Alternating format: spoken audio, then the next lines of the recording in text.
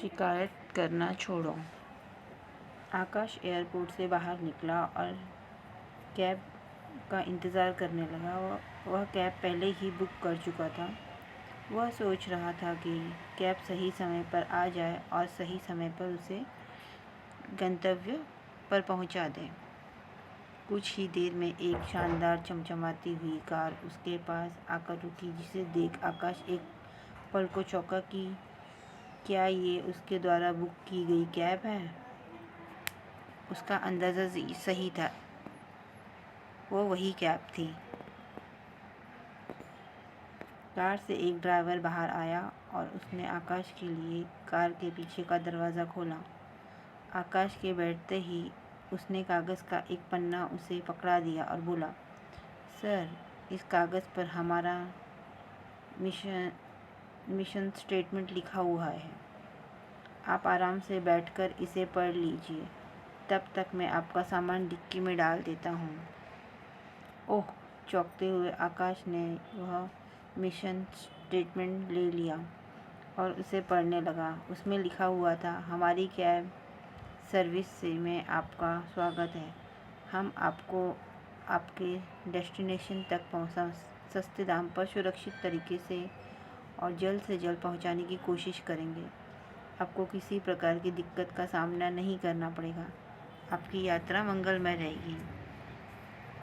वह mission statement पढ़कर आकाश के चेहरे पर एक मुस्कुराहट छा गई। फिर उसने कार के भीतर एक नज़र डाली। कार साफ सुथरी थी। तब तक कैब ड्राइवर ड्राइविंग सीट पर बैठ चुका था। उसने पलटकर आकाश से पूछा, सर, एसी का टेम्परेचर ठीक है? यदि इसे बढ़ाना या घटाना हो तो आप बेझिझक मुझे बताइए। आकाश ने कहा, नहीं, इसकी ज़रूरत नहीं है, एसी का टेम्परेचर ठीक है। इसके बाद कैब ड्राइवर ने एक कार्ड आकाश की ओर बढ़ाया और बोला, सर, इस कार्ड पर सभी रेडियो स्टेशंस की पूरी डिटेल्स हैं। आप जिस भी रेडियो स्टेशन को सुनना चाहते हैं, प्लीज़ मुझे बता दीजिए, मैं वो प्ले कर दूँगा। आकाश ने कार्ड लिया। फिर कैब ड्राइवर ने कहा, सर, आज के सारे न्यूज़पेपर्स भी यहाँ उपलब्ध हैं। आप जो पढ़ना चाहें मुझे बता दें। आकाश ने एक न्यूज़पेपर पढ़ने के लिए लिया। कैब ड्राइवर ने फिर पूछा, सर, आप चाय कॉफ़ी कुछ लेंगे? आकाश ने जवाब दिया, एक्चुअली मुझे सॉफ्ट ड्रिंक चाहिए था। आपके ठीक सामने एक छोटा सा फ्रिज है सर, आपको वहाँ चिल वाटर मिल जाएगा। सॉफ्ट ड्रिंक की कुछ वैरायटी मिल जाएंगी, चाहे जो आप आइसक्रीम भी खा सकते हैं।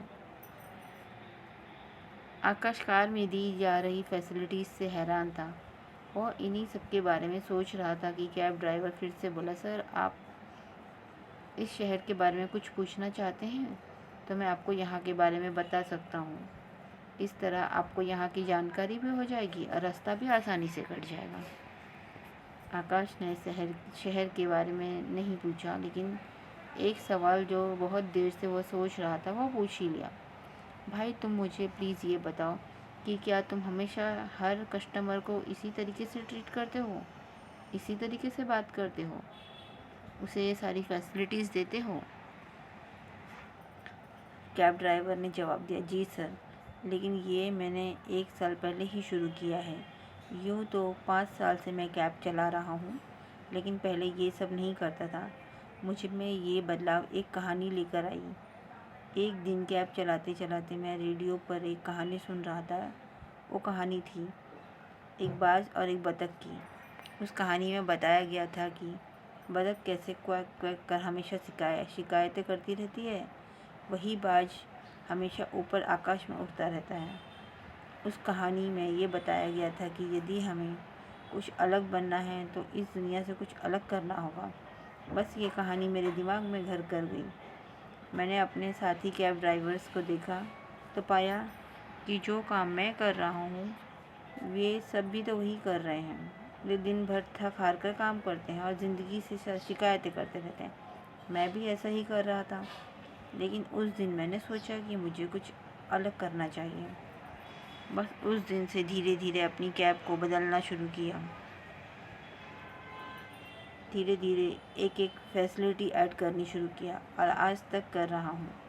आप बहुत लकी हैं सर कि आपको आज मेरे साथ ड्राइव पर आने का मौका मिल गया, क्योंकि मेरी कैब हमेशा बुक रहती है। एक बार जो पैसेंजर मेरे साथ आ जाता है वो हमेशा मेरे साथ ही जाना चाहता है। वो मेरा नंबर लेकर जाता है और ज़रूरत पड़ने पर कॉल कर लेता है। कई बार मैं बुक होता हूँ तो अपने दोस्तों को भेज देता हूँ और उन्हें कोई दिक्कत नहीं आने देता। आप भी ये मेरा कार्ड लीजिए सर, कभी आपको भी मेरी ज़रूरत पड़े तो ज़रूर याद कीजिए। आकाश को आज तक इतना बढ़िया ड्राइवर कभी नहीं मिला था। उसका ये सफ़र उसके लिए ख़ास बन गया। सीख, ज़िंदगी में बतख की तरह शिकायतें करना बंद कर दें, क्योंकि फिर ज़िंदगी बस शिकायत बनकर रह जाती है। ज़िंदगी में वो मज़ा नहीं रह जाता। ज़िंदगी का मज़ा लेना है तो अपनी सोच ऊंची रखकर बाज की तरह ऊपर आकाश में उड़ना होगा। सबसे हटकर दुनिया से कुछ अलग काम करना होगा, तभी आप अपना एक अलग नाम और एक अलग मुकाम हासिल कर पाएंगे। बस ऐसा कुछ कर जाओ कि दूसरे आपको फॉलो करना चाहें और आपके जैसा बनना चाहें। यही तो ज़िंदगी की उड़ान है।